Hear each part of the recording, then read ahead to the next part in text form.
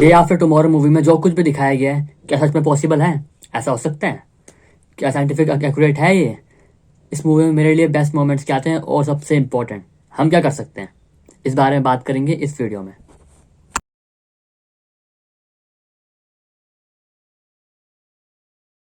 तो पहला पॉइंट, क्या साइंटिफिक एक्यूरेट है? तो आंसर है नहीं।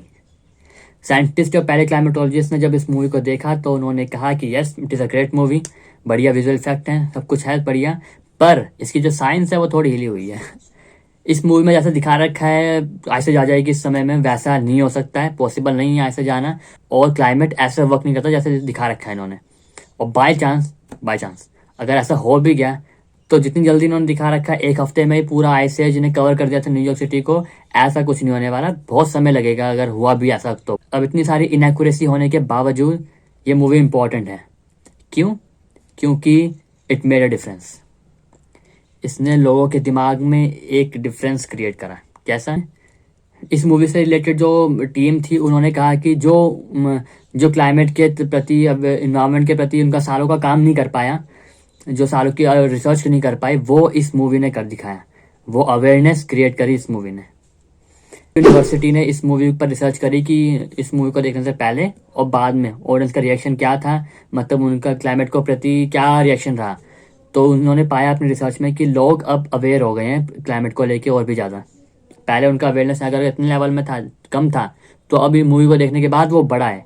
क्लाइमेट चेंज को वो प्रॉब्लम की तरह लेते हैं और समझते हैं और उसके ऊपर एक्शन लेना चाहिए, इस बात को लेके वो अवेयर हुए हैं। और चलो ठीक है, ऐसे नहीं भी आ सकता, लेकिन क्लाइमेट चेंज तो रियल है, ग्लोबल वार्मिंग तो सच में हो रही है, और ऐसे से तो बच भी सकते हैं, जैसे कि इस मूवी में दिखाया कि आग जला लो या रजाई ओढ़ लो, ठंड कम लगेगी, लेकिन गर्मी से कैसे बचेंगे?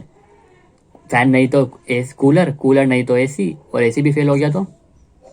इसलिए एक्शन लेना जरूरी है।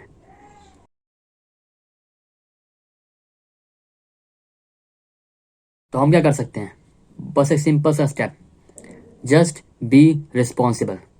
मैं ये नहीं कहूँगा कि बड़े बड़े स्टेप लेने के लिए कि बाहर पेड़ लगा देना चाहिए, जबकि ये इंपॉर्टेंट है, बल्कि अगर छोटा सा भी स्टेप लिया जाए कि हम अपने एक्शंस के लिए रिस्पॉन्सिबल हो जाएं, तो वो भी एक इम्पैक्ट जनरेट कर सकता है।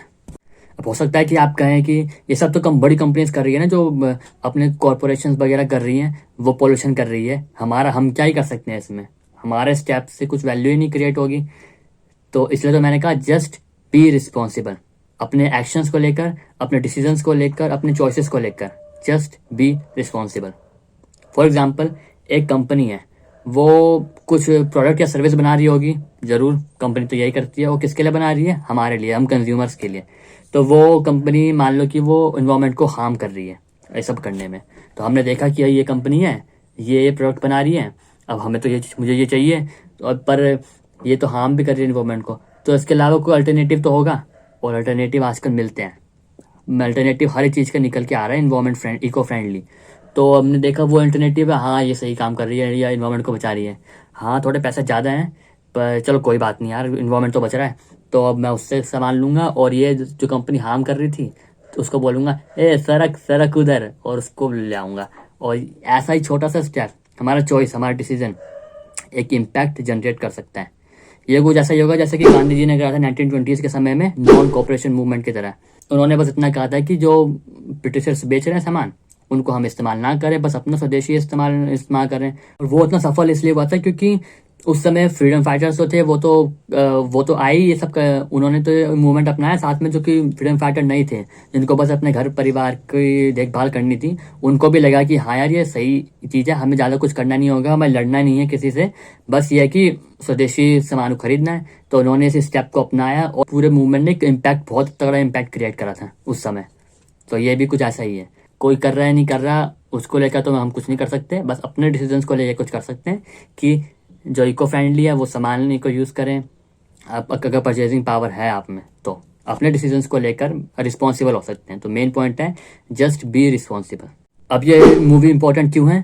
क्योंकि इसने हमें इसी प्रॉब्लम, क्योंकि पहला जो हर एक चीज़ का पहला स्टेप होता है प्रॉब्लम को लेकर जानना कि हाँ भाई प्रॉब्लम है भी, तो वो हम जान गए इस मूवी की वजह से।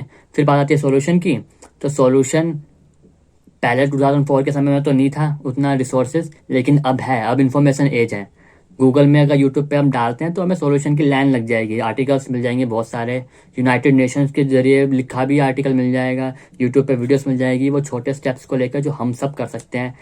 और ऐसा ही एक यूट्यूबर का मैंने भी लिंक डाल रखा है डिस्क्रिप्शन में नीचे, वह अनुज रामत्री।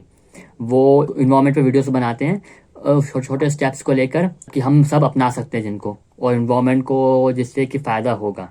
अब एक बात आती है जो मैंने पिछली वीडियो में कही थी, एक्चुअली मैंने झूठ कहा था।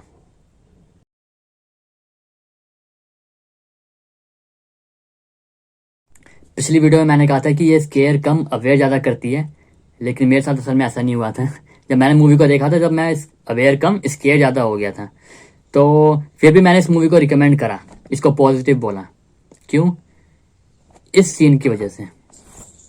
अब आप सोच रहे होंगे कि ये क्या है, तो कुछ भी नहीं है इसमें, तो कुछ भी नहीं था। ये इसमें ना मेन कैरेक्टर था, ना इसमें कोई डायलॉग थे ज़्यादा, पर फिर भी मेरे लिए इस मूवी का, पूरी मूवी का बेस्ट सीन था। कैसे? इस सीन में जो एस्ट्रोनॉट होता है वो अपने साथी एस्ट्रोनॉट से कहता है कि वो देखो, क्या तुमने हवा देखी कभी इतनी क्लियर? और फिर फिल्म ख़त्म हो जाती है।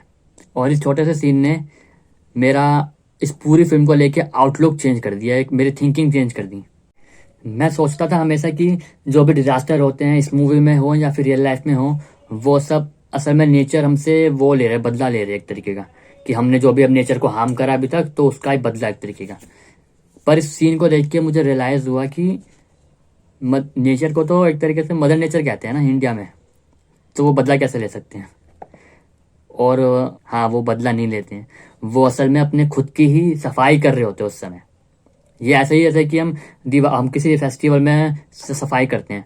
अब फॉर एग्जांपल कि अब दिवाली का फेस्टिवल है और हम कोने कोने, घर के कोने कोने की सफाई कर रहे हैं, वहाँ पे कहीं अगर कोने में जाले लगाए तो हम उस जाले को झाड़ू से किसी भी चीज़ से साफ कर देते हैं। हमारे लिए वो सफाई है। मकड़ी के पॉइंट ऑफ व्यू से देखें तो उसके लिए तो पूरा एक तूफान सा आ गया जिससे कि उसके घर उजड़ गया। पर असल में हम तो सफाई कर रहे हैं।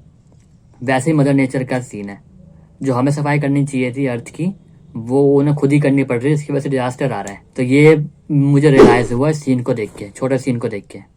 क्रिस्टोफर नोलन ऐसा बहुत बार करते हैं अपनी मूवीज में, एंड में ऐसा कुछ एक क्वेश्चन छोड़ देंगे जिसका आंसर नहीं दिया, जिससे कि हम उसके बारे में सोचते रहते हैं।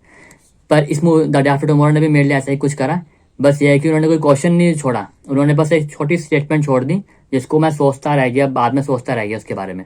इस मूवी के एंड ने मेरे लिए एग्जैक्टली वही करा जो इंसेप्शन के एंड ने किया था। It made me think. इसने मुझे सोचने में मजबूर कर दिया इस मूवी के बारे में, इस मूवी के मैसेज के बारे में। इसने मुझ पर एक पॉजिटिव छाप छोड़ी थी, इसलिए मैंने इस मूवी को रिकमेंड करा, इसको पॉजिटिव कहा, और इसलिए मुझे ऐसा लगता है कि ये मूवी इम्पॉर्टेंट है।